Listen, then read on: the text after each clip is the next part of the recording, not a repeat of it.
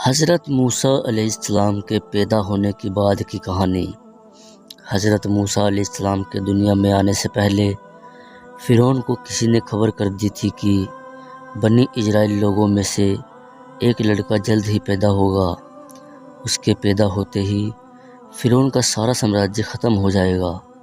یہ بات سن کر فرعون گھبرا گیا اور اس نے اپنی سینا کو آدیش دیا کہ ہر بنی اسرائیل کے گھروں کی تلاشی کرو اور جہاں بچہ دکھ رہا ہے اسے مار دو۔ فرعون صرف بیٹوں کو مارنا چاہتا تھا، بیٹیاں ہونے پر وہ انہیں چھوڑ دیتا تھا۔ فرعون کا آدیش ملتے ہی سپاہی بنی اسرائیل کے گھروں کی تلاشی میں نکل گئے اور ایک ایک کر کے ان کے بچوں کا قتل کرنا شروع کر دیا۔ جب حضرت موسیٰ علیہ السلام کی ماں کو اس بات کی خبر لگی تب وہ بھی ڈر گئی۔ تب اللہ سے ایک پیغام ان کو آیا کہ تو اسے ایک ٹوکری میں رکھ کر نیل ندی میں چھوڑ دے، اس بچے کو کچھ نہیں ہوگا۔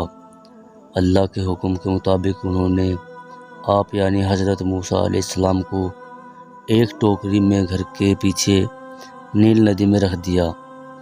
ندی میں رکھتے ہی ٹوکری بھی بہنے لگی۔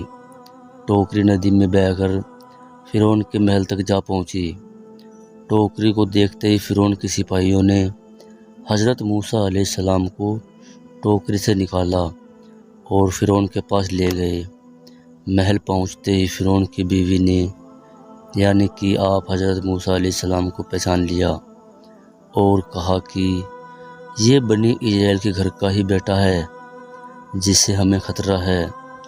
فرعون آپ کو اسی وقت مارنا چاہتا تھا، لیکن فرعون کی بیوی نے کہا کہ اسے مارو مت، اس کے زندہ رہنے سے ہماری آنکھوں کو ٹھنڈک ملتی رہے گی کہ ہمارا دشمن ہمارے سامنے ہی ہے اور ہماری قید میں ہے، ہو سکتا ہے یہ ہمارے لیے خوش نصیب بچہ ہو۔ فرعون نے اس کی بیوی کی بات مان لی اور آپ کو اپنے محل میں رکھ لیا۔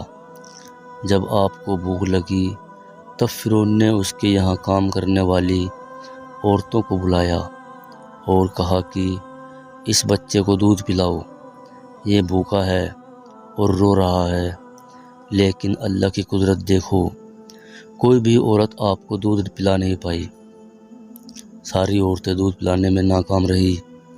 فرعون سمجھ گیا تھا کہ یہ کوئی معمولی بچہ نہیں ہے۔ پھر دودھ پلانے کے لیے آپ کی ماں کو تلاشا گیا اور تلاش کر کے آپ کو دودھ پلایا گیا۔ ایک حدیث کے مطابق آپ یعنی حضرت موسیٰ علیہ السلام فرعون کے محل میں ہی بڑے ہوئے، یہاں تک کہ 18 سال کے جوان بھی اسی محل میں ہوئے۔ آپ نے حضرت شعیب کی بیٹی صفورہ سے شادی بھی کی۔ حضرت موسیٰ علیہ السلام نے بڑے ہو کر لوگوں کو سمجھایا کہ فرعون کی پوجا کرنا بند کرو اور ایک اللہ کی عبادت میں یقین کرو۔ ایک حد تک لوگ ان کی بات مان بھی گئے تھے، لیکن اسی دوران مصر میں بھیانکر اکال پڑا تھا۔ لوگ کئی بیماریوں سے مبتلا ہو گئے تھے۔ سارے لوگ حضرت موسیٰ علیہ السلام کے پاس پہنچے اور کہا کہ ہم آپ کے کہنے پر چلیں گے، اور وعدہ کیا کہ وہ ایک اللہ کی ہی عبادت کریں گے۔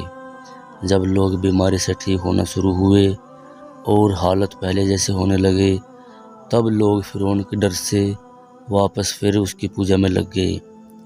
اسی دوران فرعون کے ظلم سے لوگوں کو نجات دلانے کے لیے حضرت موسیٰ علیہ السلام نے فرعون کو چیتاونی دی اور کہا کہ وہ لوگوں پر ظلم کرنا چھوڑ دے اور لوگوں کو غلامی سے آزاد کر دے، لیکن گھمنڈی فرعون کو اس بات کا کوئی اثر نہیں ہوا۔ حضرت موسیٰ علیہ السلام کا سمندر والا قصہ۔ حضرت موسیٰ علیہ السلام نے بنی اسرائیل لوگوں کو اکٹھا کیا اور فلسطین کے لیے روانہ ہو گئے، کیونکہ وہ سبھی اسرائیلی لوگوں کو فرعون کے ظلم سے نجات دلانا چاہتا تھا۔ جب فرعون آپ کے فلسطین جانے کا پتہ چلا تب وہ ایک وشال سینا کے ساتھ آپ کا پیچھا کرنے لگا۔ جب موسیٰ علیہ السلام بنی اسرائیل کے لوگوں کے ساتھ لال ساگر تک پہنچے تب ان کے پیچھے فرعون کی بڑی سینا تھی جو سب کو مارنے کے لیے تیار تھی۔ اور آپ کے آگے گہرا سمندر تھا۔ بنی اسرائیل کے لوگوں نے مان لیا تھا کہ اب فرعون انہیں مار دے گا۔ اتنے میں حضرت موسیٰ علیہ السلام نے اپنی چھڑی سے سمندر کے پانی پر مارا۔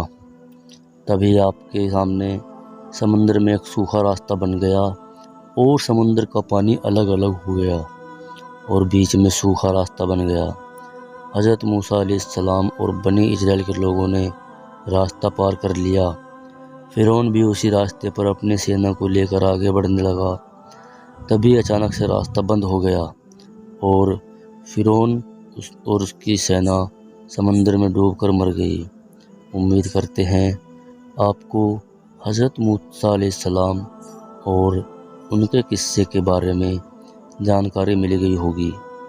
حدیثوں میں آپ حضرت موسیٰ علیہ السلام کی کافی ساری کہانیوں کا ذکر ہے۔